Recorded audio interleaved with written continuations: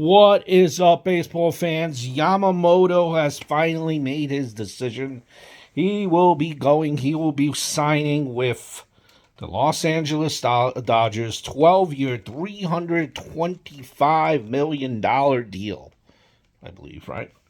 And full disclosure, I am a New York Yankee fan. And there was thoughts that, he might be possibly coming here. It was even mentioned that New York is, really, he had great respect, great admiration for New York. Look, he was talking about Matsui, he was talking about Tanaka that played here as well. And, you kind of didn't really think that the Dodgers would be in play here. There was consideration that talk that Yamamoto really didn't want to be under the that Yamamoto really didn't want to be under the shadow of another major Japanese star. Like he didn't want to be under Otani's shadow. That he wanted to be the main star, and apparently that is not the case. He's joining his buddy over there in Shohei and making up that dream team. You got Freddie Freeman right now. You got Mookie Betts out there. I mean, it's a powerhouse team. Kind of building up a dream team, and those two will be playing buddy buddy, Freeman and Boot and then Betts. They're out there, power team. And it's always the same teams, right? That they're kind of in it, and everyone, in New York, you have Boston, Atlanta, L.A. These type of teams. But I think a lot of people, a lot of fans, and I'm a Yankee fan, right? But I think a lot of people, maybe here in New York, let's rephrase it, maybe here in New York, they kind of overhype what New York really is. They think that New York is like this mecca that everyone wants to play here. I don't think that is the case anymore. There is such a thing like state tax, which is why players rather play for anywhere but New York because of state tax, right? So that plays a heavy part of it. Like New York, they went up to about, I believe, 300 million. That's as high as they were willing to go. And you had the Mets in there also making their bid. They bid $325 million. And Met fans are kind of acting surprised that he didn't come here. Here's the thing, right?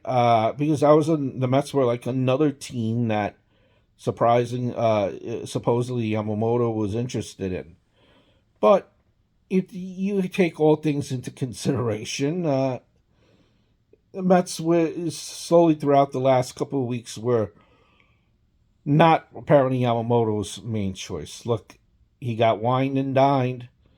Cohen took him out there in Japan. Even Yamamoto even ate over Cohen's house here in the States. So Yamamoto loves to be flirted with, that's for sure.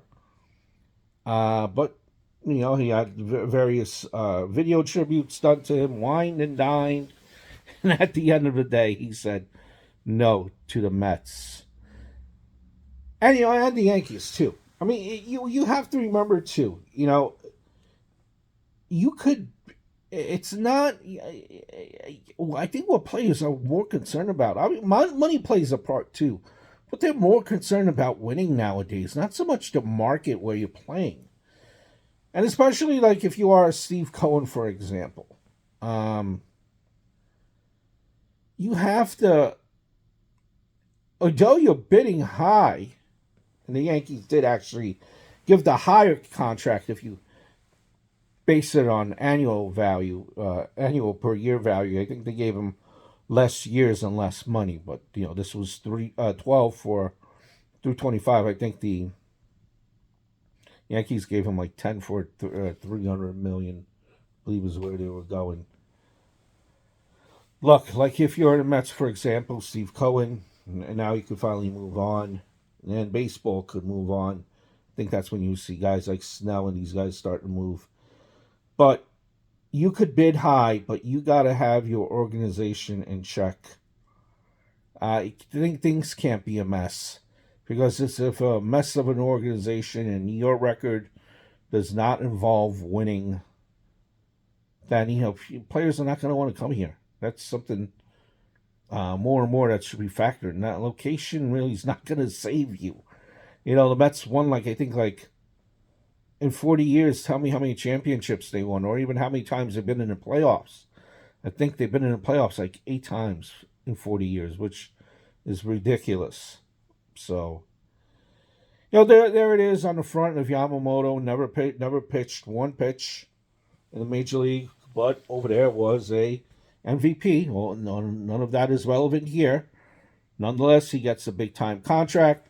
It's going to be expected to produce, but out there in California, it's maybe even might be better that Yamamoto is in California. People show up late, leave early. People rather be at the beach than at a ball game there sometimes. So you factor that in as well. It's probably less of a headache to deal with the reporters. Everyone is chill, laid back, yada, yada, yada. But Yamamoto signs on, and here we go.